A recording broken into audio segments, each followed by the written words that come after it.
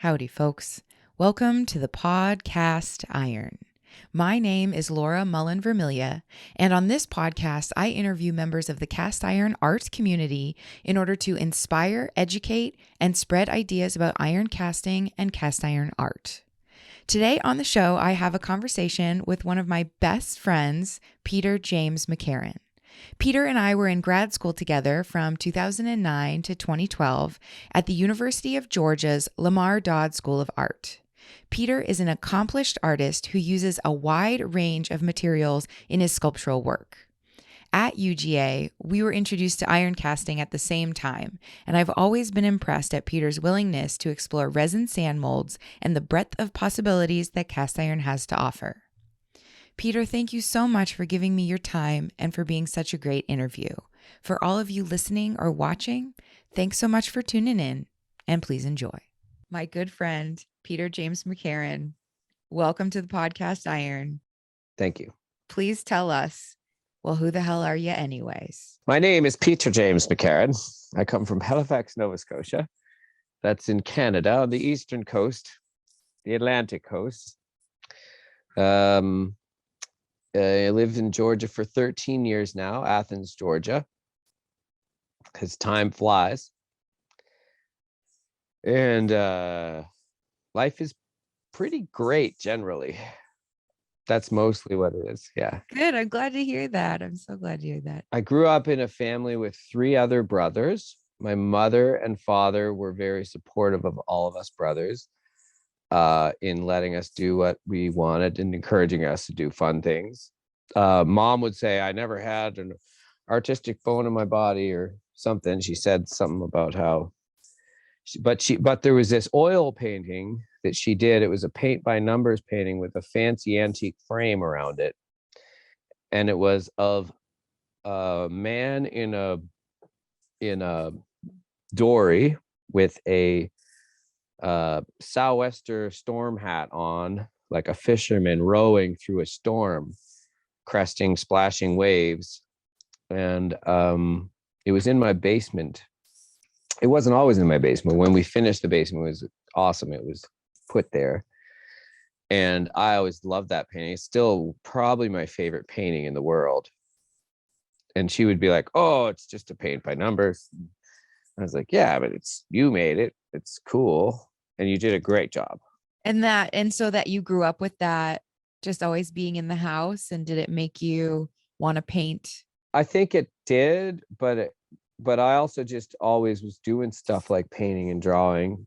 And then you have classes in school, and they always have opportunities to do paintings and drawings. And I think I put my feet in concrete one time and made footprints when I was younger. We were always building patios and ramps. My uncle was a quadriplegic named Paul Jameson, extremely inspiring person. He lived with us until I was about 11 or 12. That's why I grew up on the eastern coast of Canada and not in Vancouver, which is an entirely different place to grow up than Halifax, Nova Scotia, and not as close to the Prince Edward Island family roots and whatnot. We after they decided to stay and raise us in Halifax because there was a large amount of universities and music things and opportunities. In Prince Edward Island, there's one university that I know of. There's 4 universities in that city where I grew up. So my parents chose to stay there largely because they knew it would give opportunities to us. They were the only, I think both my mom and dad were the first people in their families to have university degrees and get career, get that kind of job, white collar job or whatever. And I always enjoyed art class, and I always enjoyed painting and doing stuff. So I don't remember an actual time where I was like, oh, I do art. Yes, I'm very inspired to make my life dedicated towards making art. Like I don't have a glorious moment or epiphany like that. I mean, in my opinion, I think that just having it always be a constant underlying vibration is also I mean, just as admirable as an epiphany moment, you know? Yeah, it's fine. I mean, I've definitely had a lot of moments where, let's think. So art, yeah, so in junior high, it was there. Mrs. Vey in grade 4. Wait, nope, grade 7, Mrs. Vey, Miss Vey. Miss Vey was my teacher for art in grade 7. And she was pretty, and I think she was blonde. And I remember thinking she's very cute and nice. The project that she did that inspired me, like all jokes aside, was making a plaster mold of your face with a little straw, make a mask of your face, and each student did it. And then she asked us to choose an animal to turn that mask into that animal, turn our face into that animal, as in what like.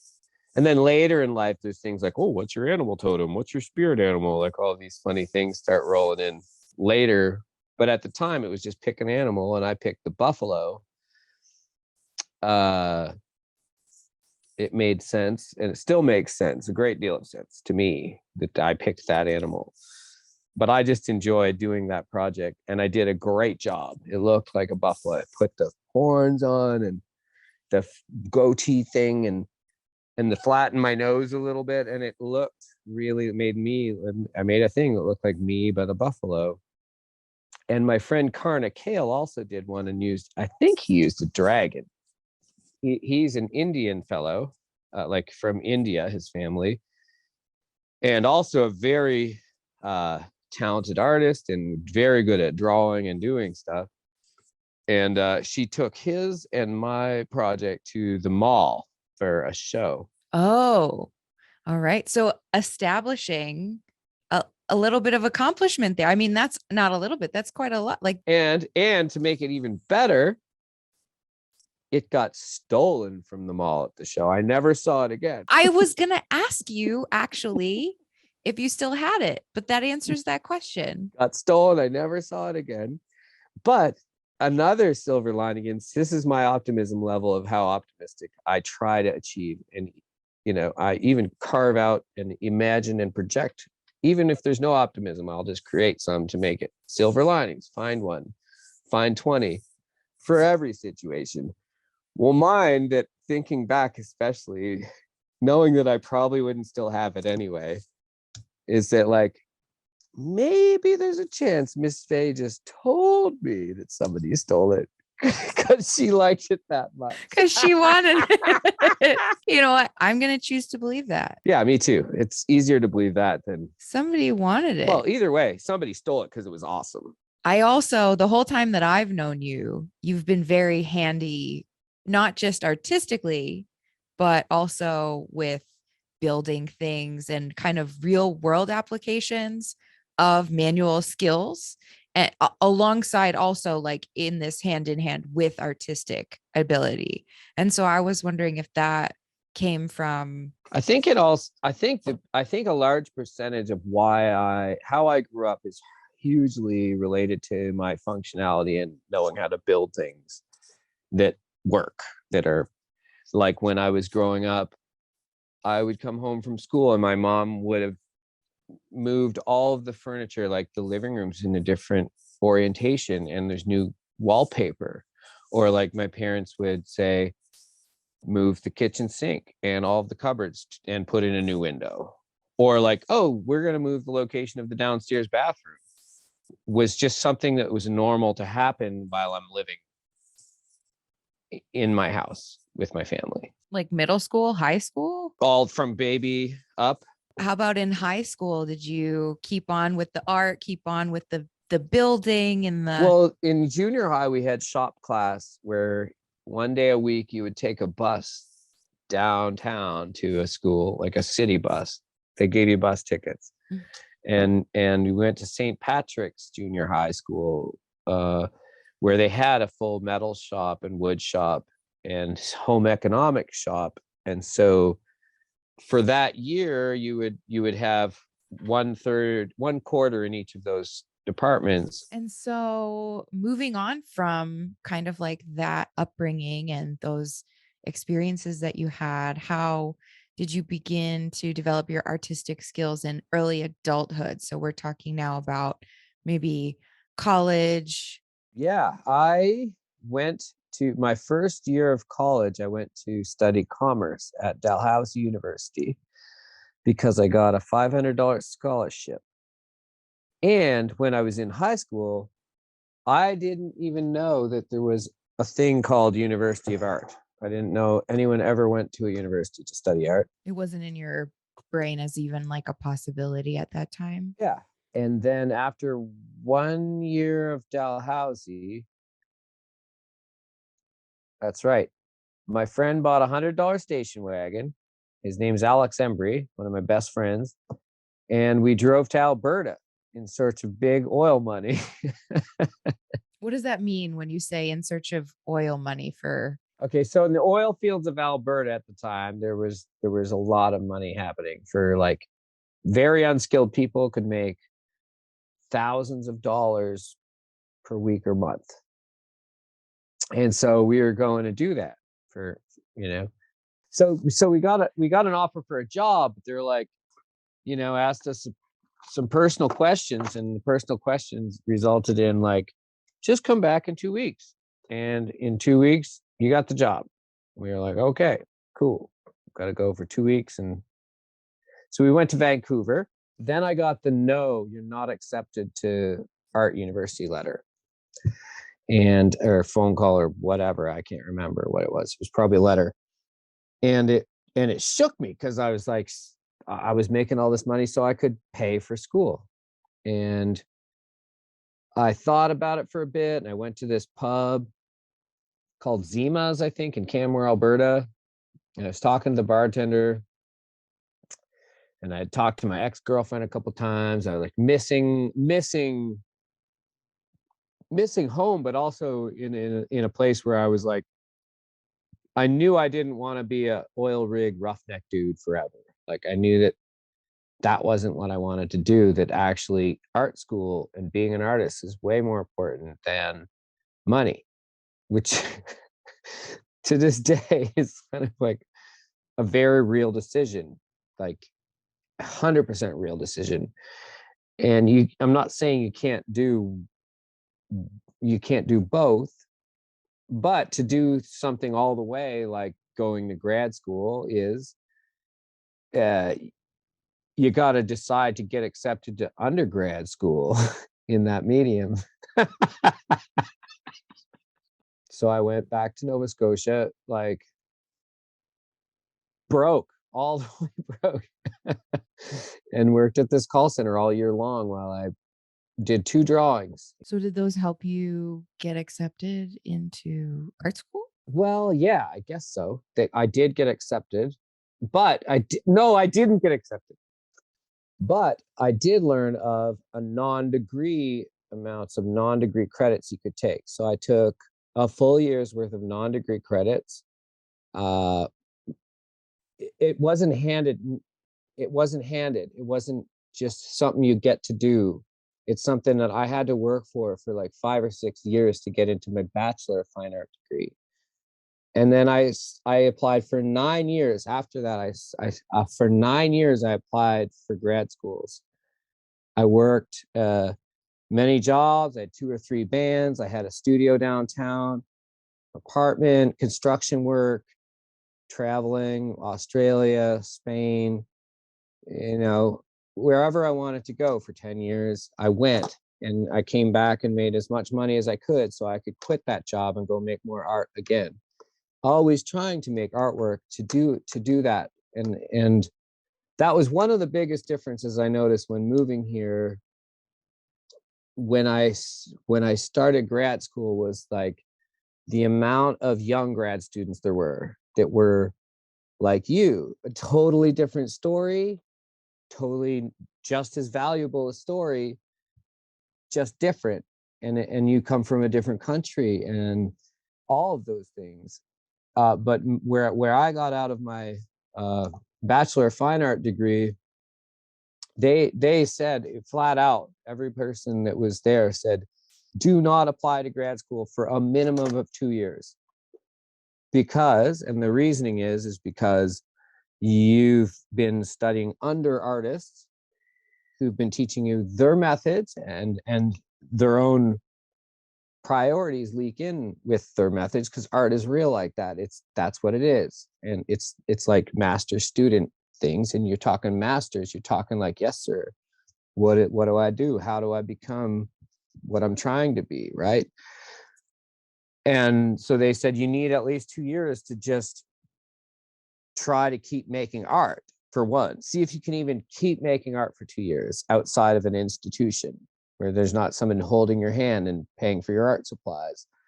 And then after 2 years, then you need time to develop your own voice with what crafts and skills you've learned.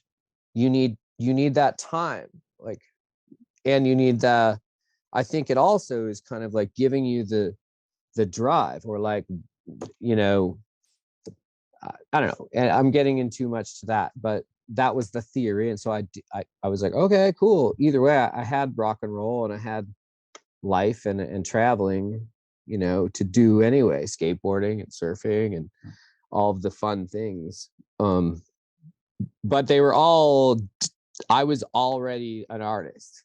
So that's what I was doing. I was doing my artwork and living my life as an artist.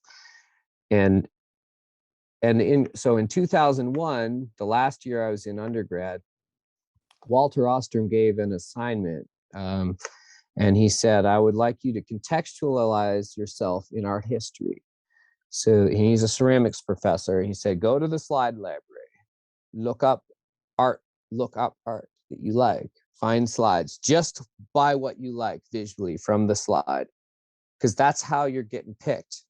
That's how you're getting in or out of shows, universities, the actual like slides. He's like, just go and pick the slides and then look up that artist, the name, where they're from, what are they doing, what else did they do, you know? And all of them were in the California funk art movement in California,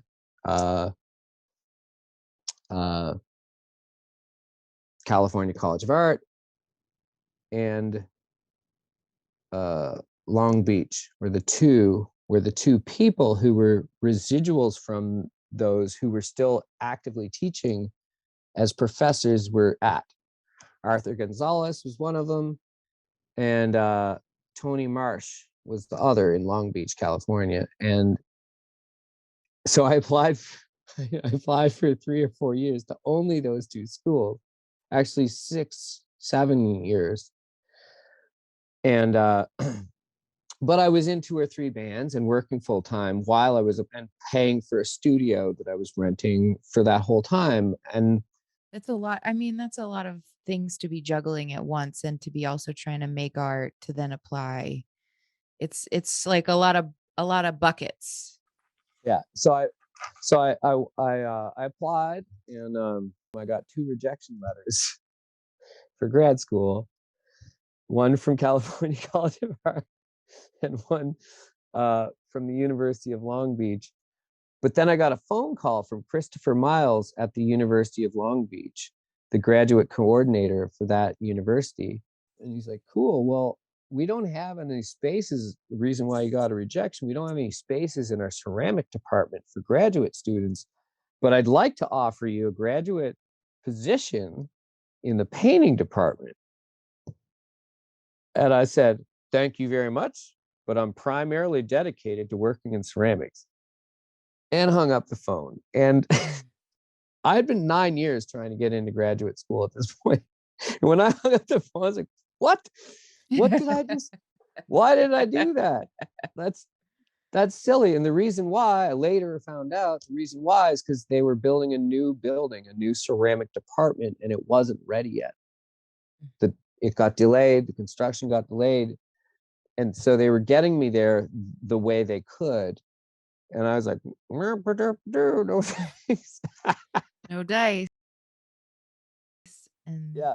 close the And then, door. yeah. So then I went to Walter Ostrom, professor at Nova Scotia College of Art and Design, where I got my first degree, and met with him because he was one of the people signing my every year.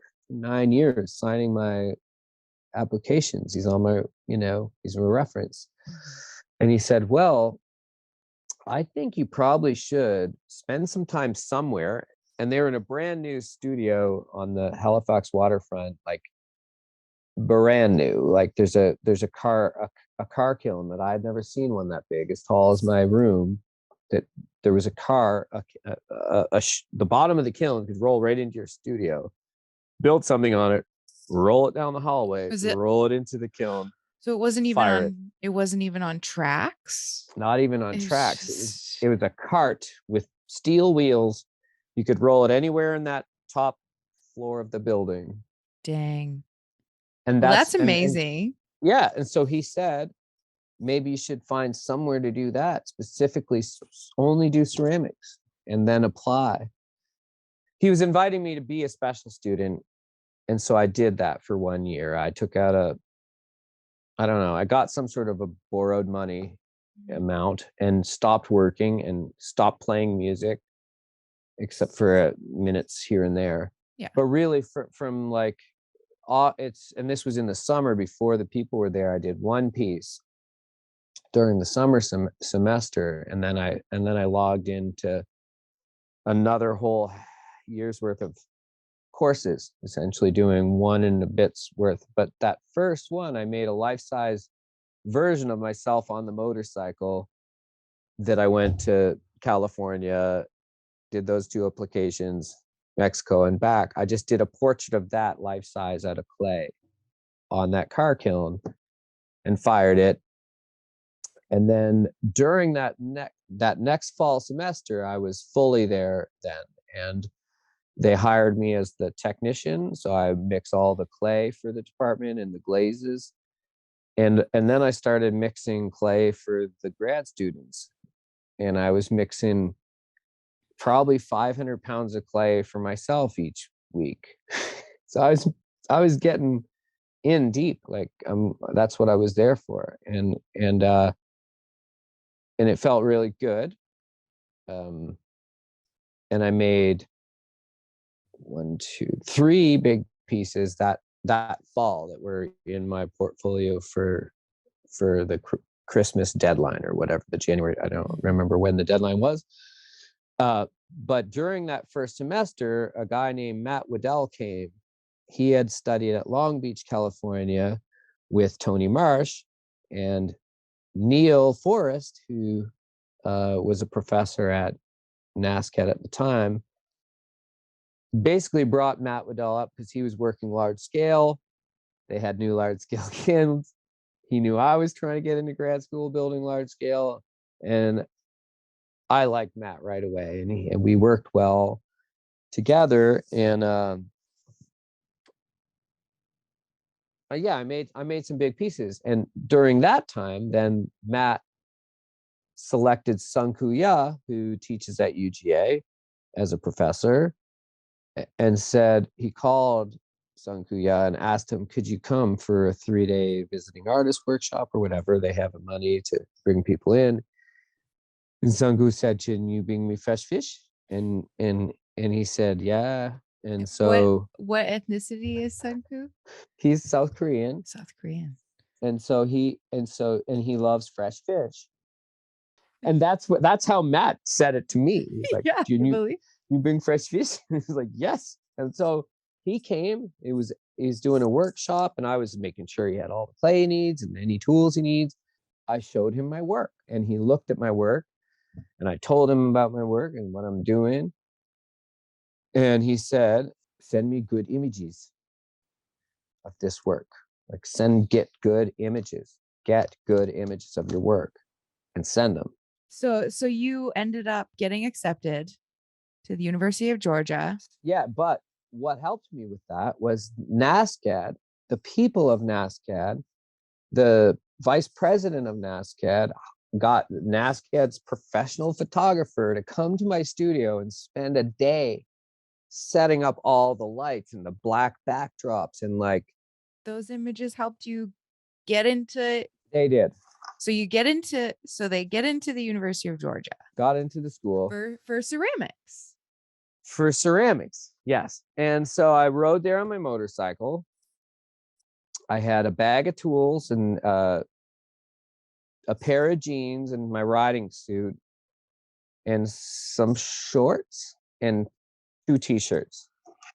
I always thought that was amazing. You didn't just ride there, you moved. Yeah, I moved from Halifax, Nova Scotia, right? Yeah, Halifax, Nova Scotia to Athens, Georgia. And I'd never seen Athens, Georgia, other than the website of UGA, which is the Arches.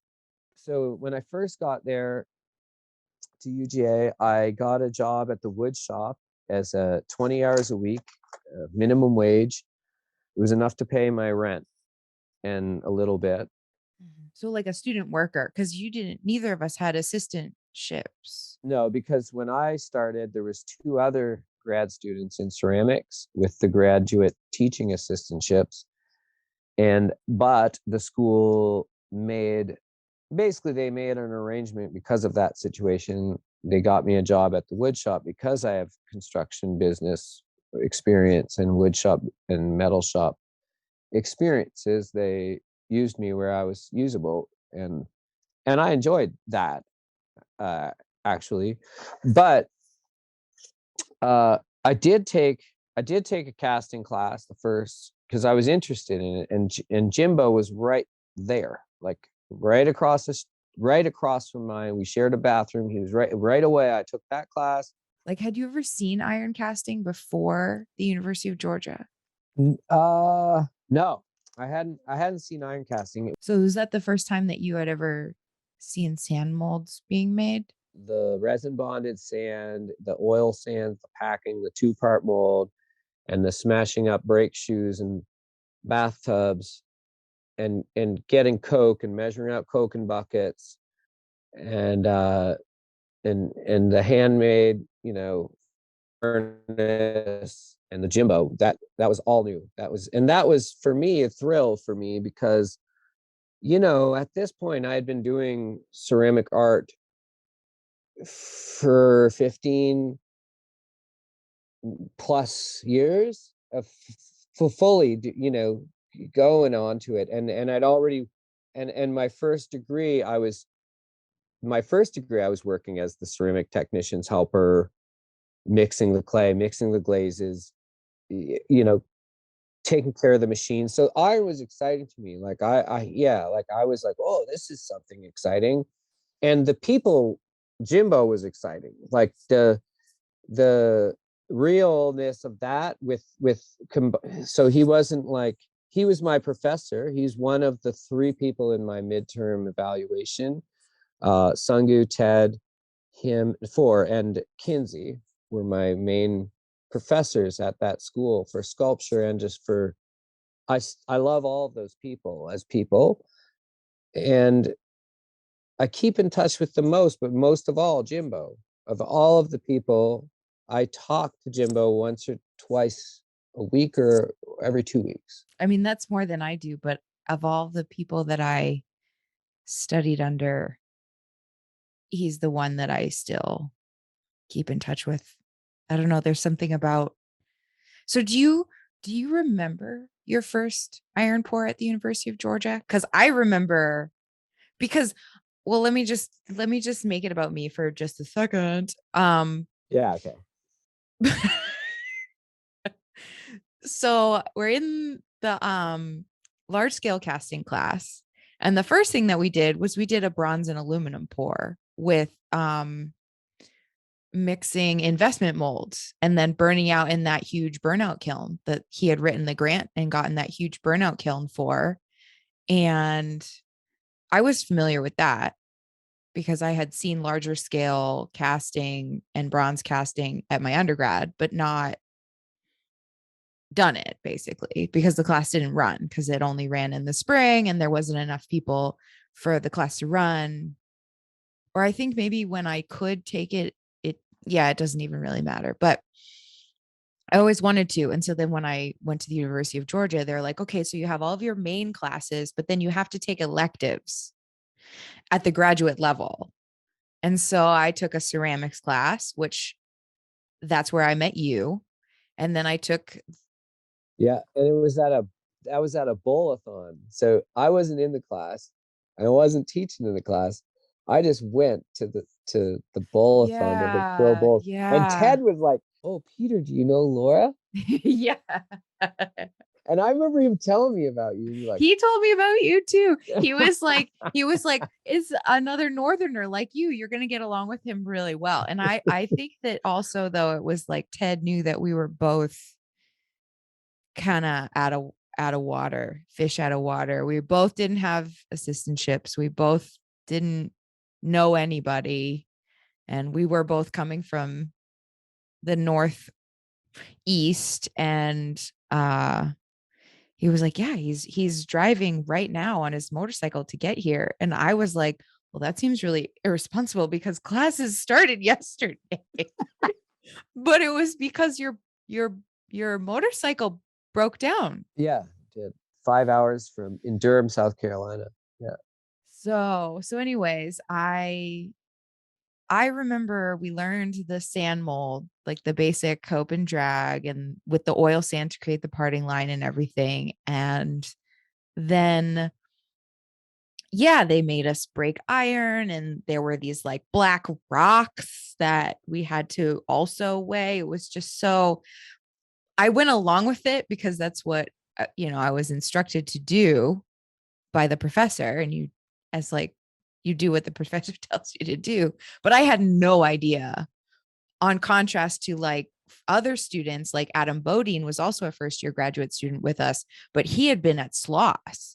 He went to the yeah, he was from Birmingham. Yeah, yeah, so he went to University of Alabama, UAB, and had worked at SLOS, so he and knew what Doug was up. also But Doug wasn't a first year, and also Doug had been like at Donnie Keene's foundry and had working. had Yeah, extensive, like there was Sarah Heath, there was so many knowledgeable people, and then also other graduate students that were not heavy iron casters, but really still loved the process anyways, and maybe had taken a class, so they were still around. So like my first iron pour at the University of Georgia, and they fire up Mother's Little Helper, and they're like, okay, Laura, you're gonna be on the tower. And so I was terrified, of course, because I didn't know what was like, I didn't know what I was about to witness.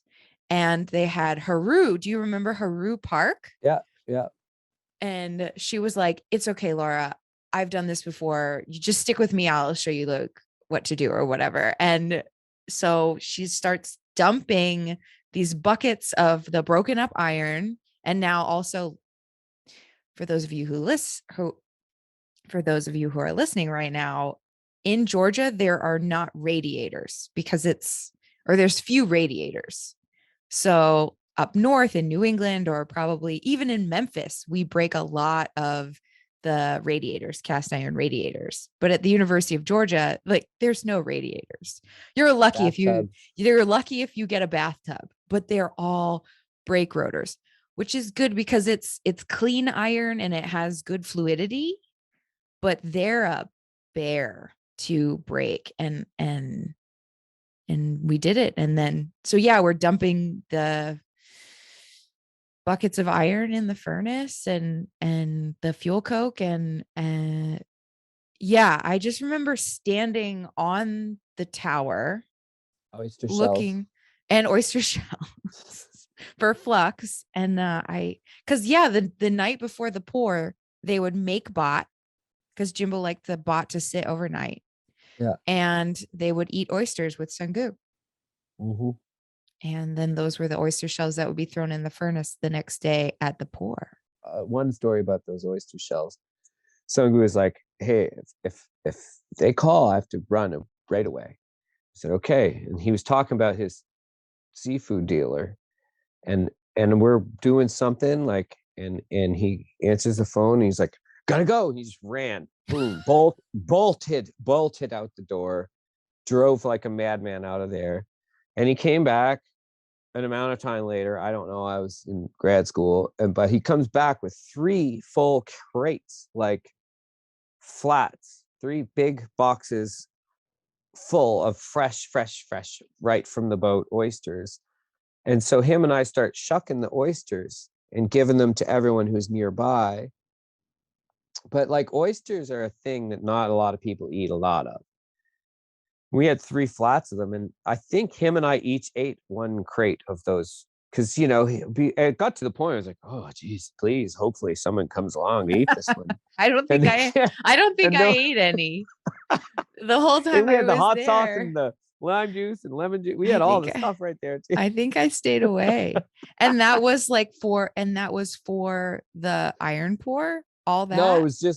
was just because he loves fresh fish and fresh seafood. All right.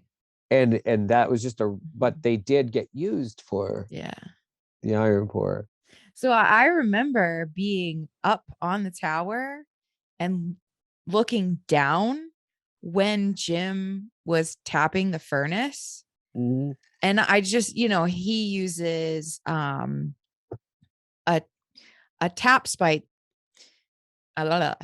He uses a tap spike that is a hammer, like a slide hammer tap spike. And Yeah. so, I all of a sudden hear this ka-kung, ka-kung, ka-kung.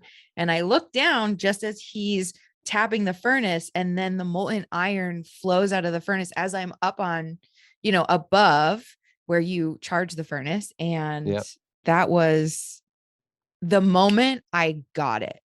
That was when I understood what, like, I knew we were making the molds, and then we were going to pour iron into them because we had already done a bronze pour, and I had done centrifugal casting at UMass Dartmouth in undergrad. So I knew, like, you melt metal, but I didn't understand that it wasn't going to be in like a little gas furnace thing. Like Yeah. You saw it flowing out and being caught in a bucket. yeah.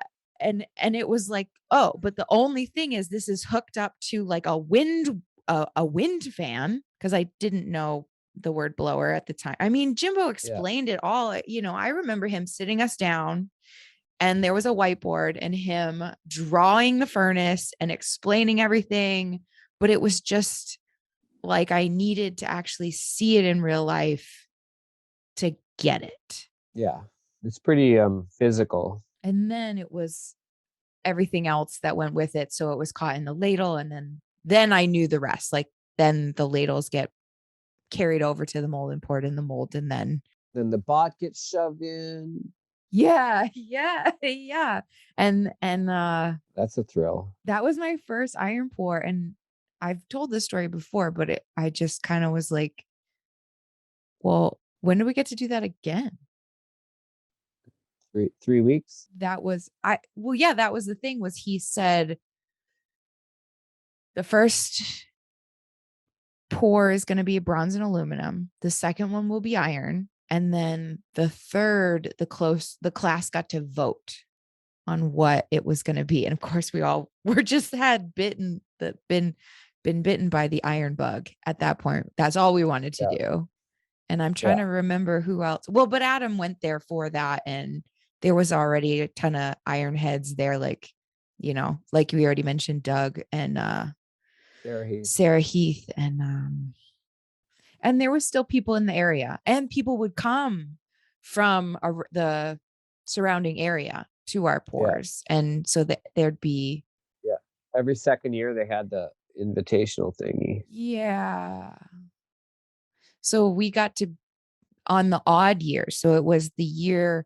No, it was the even years. It was every even year in April around his birthday, because the odd years are Sloss. And so then he would have the Georgia Invitational on the even years when Sloss was. Right, when there's no slots. Yeah. And that's when I really realized that there was a whole community of people, because they came from University of Mississippi, came up from Florida State, FSU, probably Georgia State, because they're so close. But oh yeah, they were there. So do you remember anything specific from, because the first one that I was the Mother's Little Helper under the shed, we didn't use the bull ladle. We only And did that at the bigger pour, I think the and second semester or whatever. so that was in 2009. So we had missed SLOS because SLOS would have been in the spring of 2009. And we started grad school in the fall of 2009. So we In missed August. we missed SLOS 2009. And then 2010 is when they had the first invitational and everybody came and you were auditing the class. And I think I was also just around. Like I only officially took the 2010. Yeah, I took the class like I think I took the casting class 2 or 3 times, yeah, but I poured every single time yeah, for 3 years, and then yeah. the year after I taught for a year, and I poured every time it was there then too. But they wouldn't have had any iron because we took out all the furnaces. We poured at Jimbo's house. Oh, right. Yes. Yeah. Yeah. So when Peter and I graduated, we after the last invitational, we packed up all the furnaces and The Coke wagon, the yellow and thing. yeah, well, no, because those belonged to the school. Because remember, the school bought those because the jewelry department was moving into that area, and the Coke piles looked like unsightly. Oh, for all us jewelers. And so they bought those hoppers to put all of it in. And then, but I think that because he had sourced all of the coke and all the iron. And so I think Yeah. we took it all because the Yeah. school hadn't paid for any of that. They just paid for the hoppers He paid actually Adam drove one of the loads from all the way Birmingham. from Birmingham. Let's see. So in 2010, there was an invitational and people came from what I felt like all over. And that was in the spring of 2010. That was the first time I'd ever seen the community kind of like a mass because I had missed SLOS. And so just having all of these people and they had a big party and everybody was camping at Jimbo and Leanne's house. And they had a cake made for him that was a furnace. So it was a tall little split wind box for furnace cake Yeah. with black frosting. And yeah, it was a really good time. And I There's just a big really, fire. yeah. And I just really, and we all like, I remember seeing molds that were like round. And I remember just seeing just so much curious stuff. And it was cool to be, I don't know, exposed to it in that way and not have it be, excuse me, I just burped, and not have it be the first time that I'm exposed to the community be out at a conference. The first time I was exposed to the community was on my home turf. Like I wasn't a big, Right. I never really was a big dog or big player, but it was like I knew where everything was. So the people that needed help finding things or finishing up their molds, I knew, at the time we were using liquid nails because they hadn't changed the formula. So you'd still zip your mold up with liquid nails. And like I knew where the graphite was and like all that stuff. And so helping these people who were much more experienced than I was, but having a little bit of, it was, I don't know how to say it, having a little bit of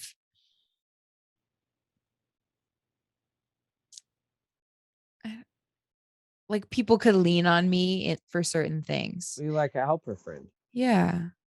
And yeah, that might have been the first time that I saw the bull ladle. So the University of Georgia had a boom crane with an electric hoist, Yeah. chain hoist, and a big bull ladle. And that was the first time that we met Nicole.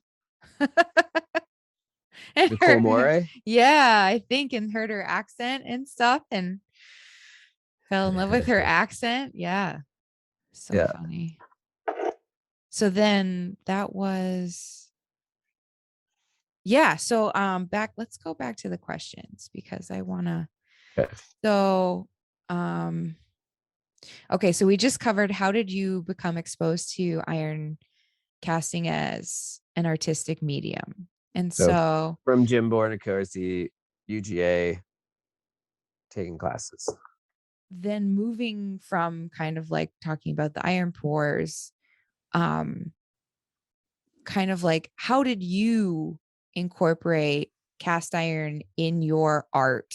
For starters, when I was there, I just started casting a lot, and I was using the same forms that I was working with ceramics. And my ceramic work, a lot of it had been using casting and exploring uh, different ways of casting and the materials, like what's it made of, and um, different ways of assembling the same materials, I guess.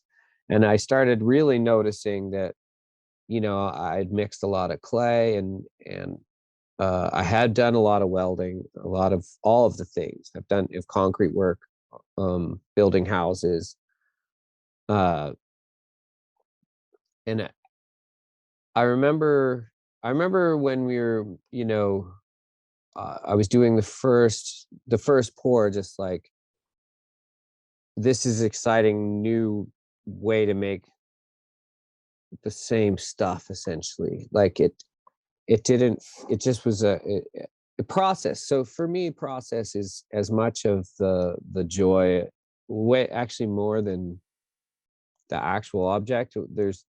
There's parts of me that, like, yeah, when I'm in the midst of like a really long painting or a 2-year sculpture. My last sculpture took 2 years to make, and it was a public sculpture, and like there was three artists involved, like three people making it, but there was a city and there was a COVID and all of this stuff happening. But it's the materials are the same. So sand, um, you know, iron, calcium, like all the glazes I've mixed, they have those things in them. And so I started really feeling my way through it, as though, like, the castings that I was making they were ceramic,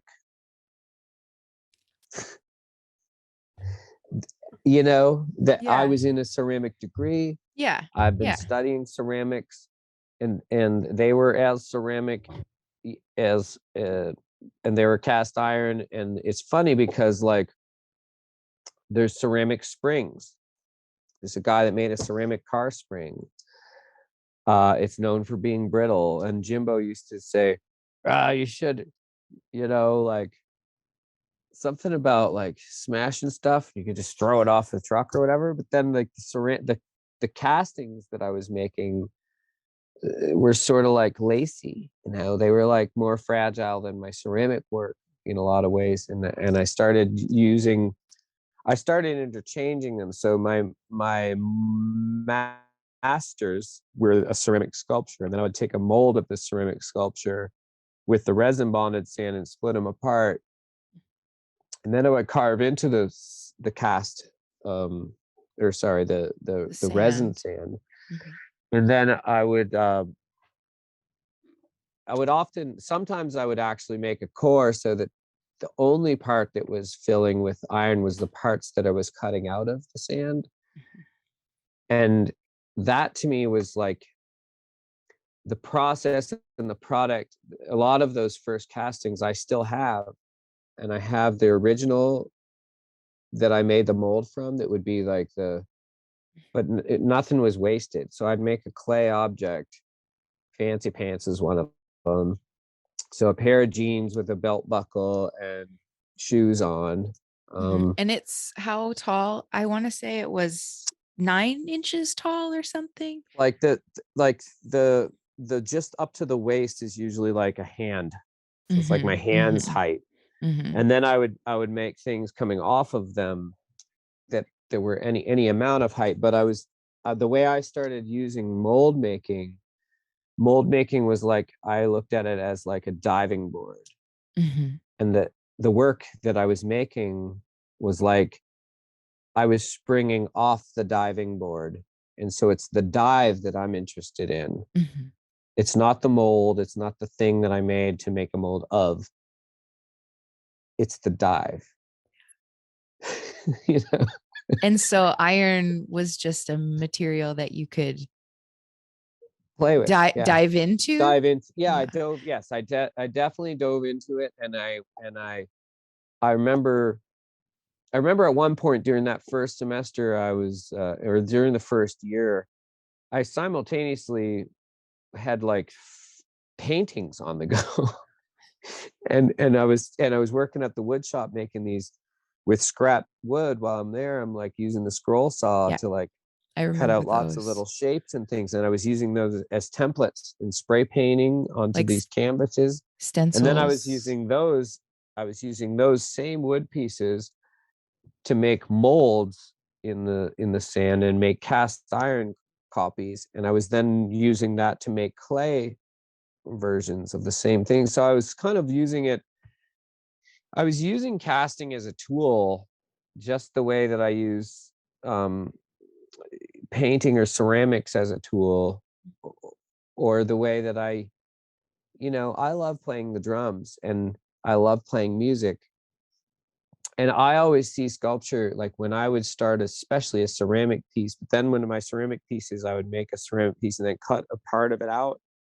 And then, as it's leather hard, and carefully make a mold of it, and then make a cast iron piece of it, and then replace the ceramic with cast iron. And then I was doing glazes to make it look like, and I was actually using a lot of iron, red iron oxide, black iron oxide, and mixing them and cobalt and composing these glazes to look like iron. And then I was putting in darkened iron, not just to look like iron, to look like iron that Mm-hmm. was like Mm-hmm. sprayed with oil and Mm-hmm. hot and absorbing the carbon, Mm-hmm. Mm-hmm. blackened, Yeah. and so I was really exploring the chemistry and the Mm-hmm. action of how it all interacts, including the drawings, including the theories, Mm-hmm. the breathing, the respirators. So that's how you were using it, but and you kind of covered it a little bit, but kind of I guess I want to kind of lean into Yeah. why were you reaching and spreading kind of your dabbling in all of these. Why was I? I think it was, honestly, it's because of the thrill of casting. It's the actual. I was excited about the process of sculpting. So not just casting, but sculpture was. I was here to sculpt, to learn sculpture, to be a sculptor, and the ceramic department is a ceramic department, and they also do sculpture. But I was a sculptor, and actually rewind 2 years. I remember doing the second last time, talking to Walter Ostrom about my work and applying for graduate school, and I'd made this mold for my grandmother. Had this plastered dog that had no head, and asked me to fix it. It was like an antique plaster dog that was painted. and, and so I had been out of school for a number of years, but I was back into the school with this huge department and doing sculpture and doing all this casting bronze and stuff. And so I took that mold and I made, or the plaster headless dog, it was painted. I made a mold of it. And then that was the first Fancy Pants, actually, was that. Oh, the origin. Yeah, the origin of Fancy Pants was actually this dog with no head. It was a plaster dog that she thought was ceramic, that I could fix the ceramic dog by putting its head back on. And By making a head and putting it on. so I actually made a mold of that. And then I made several versions of it. And the final one I made was actually about 7 feet long and 3 feet wide, and handmade porcelain. I made the porcelain in the mixer, Yeah. 1,000 pounds at least of Yeah. handmade porcelain and hand-shaped porcelain. Of course, it cracked all the I, way yeah. because it's porcelain and it's giant. And I was just the first thing I ever made out of porcelain that big, you Yeah. know.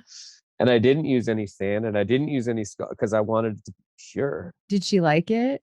What did she think? She never saw it. I think she was dead long before. No, and yeah, I don't think she ever saw it. But the gift that she gave you was that template to have original, you sculpted the pants and the shoes from the feet to the waist. And Yeah. then that was a major, like you were talking about, springboard or diving board. So to me, mold making and this happened actually. My first degree was like a mold making class, and there was this guy, like, he was a toy designer that came to talk to the class about it. And we had a Christmas sale coming up. He's like, the project was make 5 tiles, and you roll out 3 layers of slabs, draw the designs, cut them out, make 1 piece mold out of it, press the clay into it 5 times, fire it, glaze it. I made 50, and I made 2 of them. So I made 100 when I had to make 5. And every time I had a student after that, every art student I've had, I told them, when I say make 5, that means I want to see 5 really good ones. That doesn't mean you should only make 5. That means the minimum you can make is 5. If you have any hopes of wanting to be an artist, you make 50 or 500 and pick the best 5. And pick the best 5 to show me. Yeah. Do not just make 5. Do not do the bare minimum. Otherwise, you're really in the wrong program if you're looking to do the bare minimum. Yeah. But so casting, I think it's just all, honestly, with the way I am, I think it's just all like the same vibe. It's the same. I'm just trying to keep on keeping on, to keep on pushing. But I think really I was excited about learning new techniques, and the thrill was so similar to the ceramic work I had been doing, and similar to welding. Like, you make a piece in ceramics, you make it however you do it, mold making, handmade, and you slowly get it dried to the point where it has to be. And then you fire it and you raise its temperature up, and it chemically changes to a different material, ceramic, not just clay. Then you glaze it with different types of metals and different recipes and different things, different techniques. And then you put it in the fire again and heat it up a little hotter this time. See if see how she goes, and and and then so it was all this, and it's all the same materials, like very similar. Lots basically of the burnout kiln is pretty much the same. You use wax in ceramics, you use sand, and there's a lot of crossover of materials, percentages and differences that are basically minute when you look at the grand world. It's basically the same thing. Ceramics and casting as art forms are basically the same thing when you look at like Jellyfish and Astronauts. So I was wondering if do you have any specific events that stick out in your mind, like a specific something that happened at a pour, or something happened when we were making molds, or I remember the strapping being a thing, and I remember like the metal banding. Yes, I remember helping Cy and Travis with these big molds late at night, Yeah. 2 undergrad students who were like all overreaching, and I was there all the time and always there doing my stuff. Yeah. And I remember helping them with these big things and then being like, we got to use the the metal straps, and then not having it happen, and then having the shit go cracky. And I'm like, definitely needed metal straps. Like, we should have used metal. But that's not a thing to, but yeah, metal banding, just pushing it to the, like, to the very last minute, where like I had to always use metal banding because like the glue's not dry, Yeah. like, even my smaller ones, I would put a metal band strap around Yeah. it because I was always pushing it all the way to the last minute. And I always, in most of the casting I was doing, was aside from my normal grad school responsibilities, just literally on top, like candy on top of it. Really was like but nothing's candy, everything's gold. Yeah. There's nothing that's useless. Do you remember Sloth? I remember Sloss. My first Sloss was that first one, same one that your first Sloss was, Yeah, it probably. was 2011. And I had to teach or work up until Friday at some time. And so I got there late. It was after dark when I got there on the first night, and everyone had set their stuff, and Like set up the tents and everything. yeah, the tents were set up and things were there and people were buzzing. And Yeah, Friday night is prime party time. so I got there at prime party time on the Friday, and like, I had been there since Wednesday, since it had been a ghost town.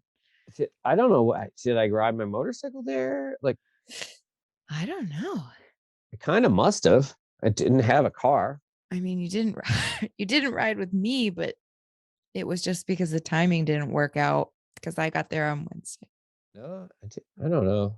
I have no idea. It's so gray. Everything's foggy.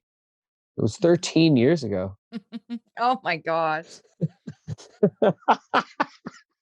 So I think that was the last time that the University of Georgia poured at Sloss was in 2011. We brought Mother's Little Helper, and I think Adam Bodine traveled it on his trailer Yeah, there, with his Dodge truck.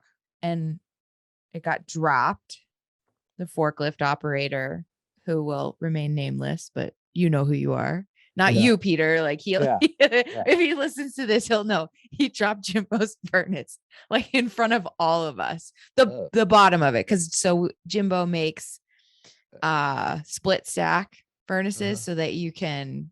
I mean, Peter, I know you know this, but so that you can set the bed and then put the stack on and it bolts into place. And so he was the forklift operator was unloading the bottom of the furnace, and which has like the wind box and the tweers and all that stuff, and just slipped right off those little forklift tines onto the ground. Boom. Well, luckily it wasn't made of porcelain. Yeah, and I think everything. I don't even think the refractory broke, like cracked or anything. We ran it. Yeah, it was okay. Under the shed. I remember that time. So that was fun. The first Sloss, I remember seeing all the like no things, like, oh, the stuff that we weren't supposed to do. Yeah, like reacting stuff and pouring into ice and and pouring into, like, we put a mongoose inside of a bag of sand, and then we hooked a moonshine still up to it, and then we poured molten metal into it and cooked the mongoose. That goose is cooked. No. No animals were harmed in the performances. But yeah, that was the first time I'd ever. It was after you went to bed on the first Friday. We're gonna have animal. Oh, we're gonna have animal activists coming for us. We're fabricating this now. But we saw them pouring into ice. I feel like there was a big teeter-totter thing that was like, once this cup gets full of iron, then it drops down There was and a then the thing that iron. was spinning around, like just spinning around in the air, I things don't burning and falling off of it and stuff. I don't remember that. But I may have missed it. Who knows? There was one that was like a Ferris wheel, Yeah, and they had baskets that would move and burn. I think that was the first time I ever saw oh, the internet just told me that our connection is unstable. Oh boy. Do you feel unstable? No, I'm totally stable. I'm totally stable. I don't know how the audio has been. I just saw one like half freeze. That was the first time that I saw um people pouring into slush molds. Do you remember that? So it's like a circular mold.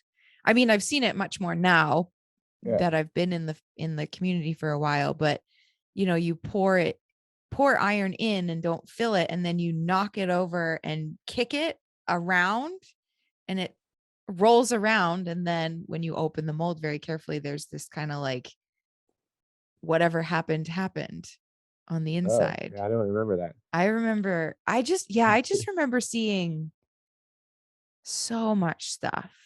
And that was after almost 2 full years of being exposed to it, like kind of like clockwork, very regular, scheduled, with the sculpture department, casting regularly, it, a minimum of 3 times a semester. And I feel like one semester was like 9 times. Well, that's why you get into a different school. And this circles back to like this exact topic circles back to why like they told me don't go right to grad school, because you're each teacher. So Jimbo was our Yeah. intro to iron casting, and he has his methods that he developed by Yeah. him and his people that he talked to, and his years and their years.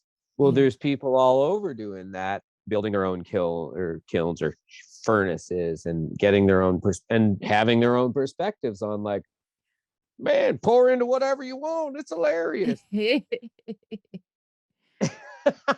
Some people think that like that's Yeah. cool too. Like, and if you're less industrial and more free spirited, more about the whatever, Yeah. it's just different lineages, and like wherever Jimbo learned his stuff from, like wherever Billy Bob learned his stuff from, like everyone has their own way and people they learn from. Yeah. And energies that they push and pull from. So that's why the sloss is I don't know if it's still happening, but Oh yeah. Oh yeah. It a is. cool thing. Yeah. And why it's cool and why it's tragic that there's no cast iron at UGA anymore, and that there's That's okay, because all of us are out into the world spreading and spreading the good word. I don't know. But looking back, I feel really fortunate that I did get a chance to learn iron in such a structured way, because it gave me a really good foundation and understanding. And I already covered that at the beginning. He told us, I didn't understand until I saw it happen a couple of times and got a chance to actually witness, okay, so the slag is coming out of the slagger, and then all of a sudden he bots it. Well, why does he bot the slagger? Well, because he saw iron. Well, what does iron look like? And so then working with Jimbo to develop the eye to know the difference between slag and iron, and to, you know, learn all of those things, because at that point in his career, he had it so dialed in that everything always fired off. Any molds that didn't pour well was a user error, sort of. It was because of the mold maker. But I don't think I had any or the pouring molds, team. or the ladle crew, or something like that. But having it work every single time was a gift, an amazing gift. But then going other places and seeing you know, Failures. yeah. And then realizing how much I didn't know because I had never witnessed failures in my education. And so, I mean, and then I had plenty of time to witness plenty of failures, but Right. I had that foundation of knowledge from Jimbo to then, you know, kind of maybe understand, even if I didn't say anything, because, you know, whoever was running the pour, like they were figuring it out. They didn't need little me to be like, I think we should have burned in for longer. Or, you know what I mean? Like they don't need Yeah. that. They already probably suspected, but they couldn't get it up to temperature. You know, it's all fine. But yeah, I feel very fortunate for the education. I feel lucky too. And that's, I kind of think that's the number one reason why what I was reading was just, I was reading the nowness of what was happening with my degree, that I had worked for up almost a decade to get to this now. And Jimbo was right there, and the casting was right there, and Kinsey was right there. And ceramics is my excuse for being here. Or like, I suppose it's like I turned down probably the reason why I turned down Christopher Miles in Long Beach with that phone call saying, "No, I'm primarily dedicated to working in ceramics. Thanks for the offer." Click. Probably why I did that is so that I could learn how to cast from Jimbo and be at Right. UGA and be a student of Sungu and Ted and meet Laura Mullen and have my daughter Ruby, like Yeah. all of those Yeah. things, the life, you know, you get into all kinds of, there's millions of things you can start thinking about, but the bigger picture thing is like, it's thrilling. It's now, that's why I was into it, because it was thrilling me.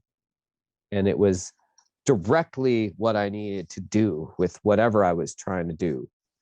It's directly what actually that and my professors push the painting away. Dude, push your paintings away. Stop wasting your time on painting right now. You don't need colors, man. You got all this other chemistry and shape.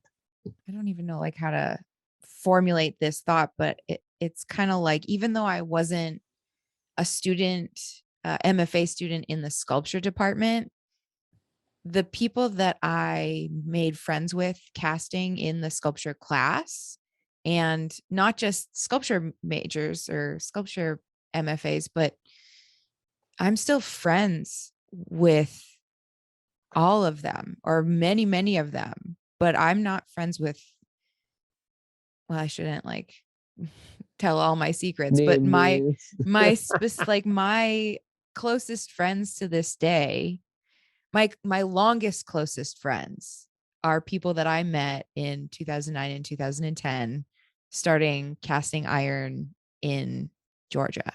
Yeah. And also the fact that in order to do this, because I can't, like in paint, you can paint in your basement. I can make small metalsmithing sculptures Yep. in my basement, but I can't cast iron. I mean, I could, but I don't want to. I want to go to where the people are. I want to go to where there's a mass of people that are going to help me break iron so that I'm not breaking it all by myself. I want to Yeah. go to the conferences. I want to go to It's a team sport like where we can ceramics. share the load, share the work, and then also have a good time. That's why I did my MFA in the ceramics. That's why. Same thing. That's why I went to MFA ceramics and not MFA painter. Why I said no, thank you, Christopher Miles. I don't want to do an MFA in painting in California because I'm really trying to do large scale ceramic work, and I'm not gonna, like, I just can't do that in my basement. Like, I can ride around a motorcycle and paint for 6 months and take photographs and Yeah. tell you about ideas about things I want to make, but 20 to 30-year-old, it doesn't 50-year-old, whoever, unless you're like monetarily happening or rich Mm-hmm. or born that Mm-hmm. way, like it's it's a team sport. And cast iron also is kind of a team sport unless you really want to get robots involved, and that Yeah, takes but money too. You know, yeah. not as fun. And so I think that having these like the SLOS National Conference on Contemporary Cast Iron Art and Practices, which is the full conference name. It just happens to be at SLOS. It keeps us in touch too. Yeah. Because we see each other at least every 2 years if we go.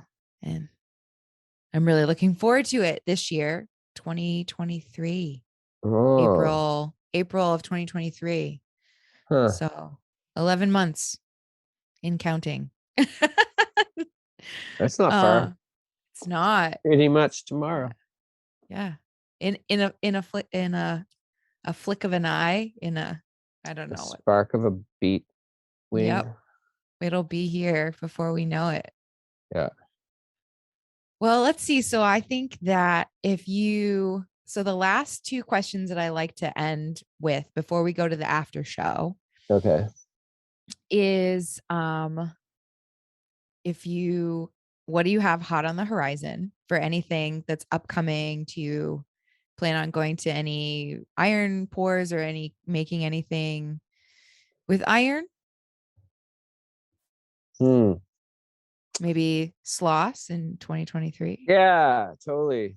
I'm dreaming up some fabulous designs for But mold making. you are making art yourself. Yeah. Um, So right now I'm working on uh putting together a proposal and a resume and a expenses cost analysis thingy ding for a grant for a school to make a life-size black bear out of concrete wow. next year, For a school. like after Christmas next year for a school. Okay. Athfest educates. Well, I don't even know if you need to. Doesn't matter. Just for a grant for a thing as a spin-off from the origin sculpture that I made for the UG extension building. Mhm. Um, it's kind of a spin-off like from that. And it happens to be a person who's teaching in a public school as an art teacher who was a Mhm. student of mine 10 years ago, who then was like, hey, I saw this thing, would you be interested in doing this?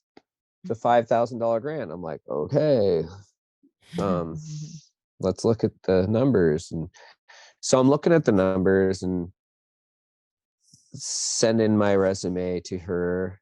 We're Mhm. waiting for Mhm. emails from her so I can then respond to the emails. I'm doing that. Right. I've got Well, some good luck. Good playground luck. equipment I'm designing, Uh-huh. carpentry type playground stuff. I've got a email to send to a lady about a sculpture near her swimming pool, Okay. also probably concrete. Mhm. Mhm. Um, and I've got a lot of castings that I've been like digging out and looking at, and I'm in the same boat. I'm going to an iron pour. Well, after we're done here, I'm gonna go in my garage and I'm gonna ram some molds. So it's gonna be a long night. It's gonna be a oh, long night for me. what are you gonna ram So molds out of? oh I'll tell you later. It's okay. It's all okay. But because we're trying to focus, we're trying to keep the focus on you. Oh So yeah. that's so Okay, so on my good luck. horizons, that's the big thing. I'm buying my house in August. But I was gonna say I'm in the same boat that I'm going to the science pour. I'm gonna be making these molds, but I still have piles of castings that still have gating on them that I could just focus. I feel Yeah. like I could probably just spend an entire year working full time, just cleaning up these castings that I already have Yeah. that are just sitting around. And then But turning them into art from yes, casting. yeah, Yeah. yeah. So I'm in the same boat with the need to maybe do some housekeeping and finish some castings instead of just always creating more castings and not finishing them. And so let's just finish up this with what is some advice or points of advice that you have for iron casting artists, either young artists or anybody from your experience with iron casting? Find a good mentor. Do as much as you can every day to make it to make more of it, and take breaks when you need it. Find $1 million.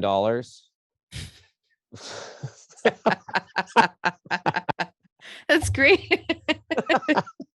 Good. Oh, admit that last word I said. I will. No, actually, sorry, scratch that. Find $1 billion. Oh, that makes it, yes, that, yeah. Unless you're trying to cast the moon. Yeah, because you can burn through $1 billion. million. Yeah, yeah. I could burn through $1 billion if I started casting everything I thought of. Yeah, I know. Peter, you're one of my best friends. Thank you so much for helping me just get this podcast off the ground. I'm still in the beginning stages of it, but I really, really appreciate you just saying, sure, you can interview me. What do you want to talk about? Just thank you so much. And being able to reminisce with you about our time learning iron together has been a great blast from the past that I think I really needed, because listening to other people's stories has made me kind of want to relive a little bit of my past. And so thanks for giving me that opportunity. You're welcome. Thanks for inviting me to talk about iron casting and origin stories. And check out that origin sculpture. Yeah. We'll come have some tea in front of it someday. Yeah, I got to get back down there. It's over. I mean, COVID didn't help anything, but even before 2020, a visit was really overdue. Too long, so I got to come back down. But gotta fire up the furnaces. I know. It's time. Yeah. But we're going to go over, for everybody listening and watching, Peter and I are going to go over to the after show, and we're going to talk about yeah, we're going to talk about, did you happen to look at any of these questions? Totally. I memorized them. Well, I'll have you pick a question when we're in the after show. So right now it's unknown and unknowable, but thank you everybody for listening. Hit that subscribe button over there. Yeah.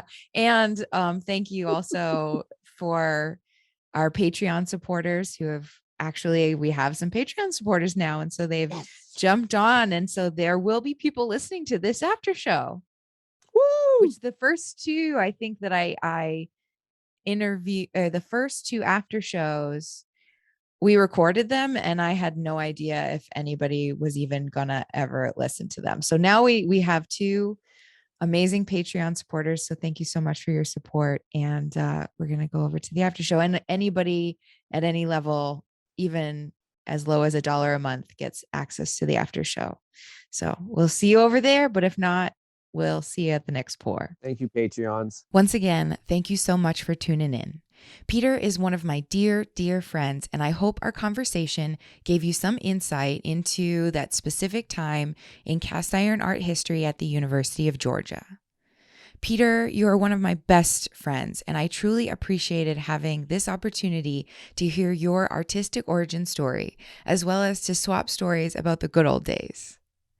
If you want to follow Peter on Instagram, his handle is Peter_James_McCarron, and McCarron is spelt McCarron. If you like what I'm doing and you're interested in supporting the podcast, please go to our Patreon page, which is patreon.com/podcastiron. There you'll be able to choose a contribution level that fits within your budget. Patreon supporters at any level get access to the after show recording for each episode. And this is just 15 to 20 extra minutes where the show's guest and I kind of let our hair down a little bit and talk more candidly. In this episode's after show, Peter and I talk about the molds that I'm making to bring to the Metal Museum's Fire Conference this weekend. And we dive into the reason why I didn't want to talk about them during the actual show. So for as little as $1 a month, you can support the show and get this extra content. Please believe me when I say that even $1 will make a difference when it comes to paying for the online hosting of these interview files so they can be available to you. If you don't have it in the budget to support the podcast on Patreon, I totally get it, and it's fine. But if you share this podcast with someone you think will be interested in listening or watching, at this early in the game, it's almost just as effective because it will help the number of listeners grow. Anything and everything helps, and for that I say, thank you so much. If you want to get in touch with me, you can email me at thepodcastiron@gmail.com. Thanks again for listening and watching. I'm sending you all of my love always, and I can't wait to share the next episode with you. So until then, I'll talk to you soon, and have a great day.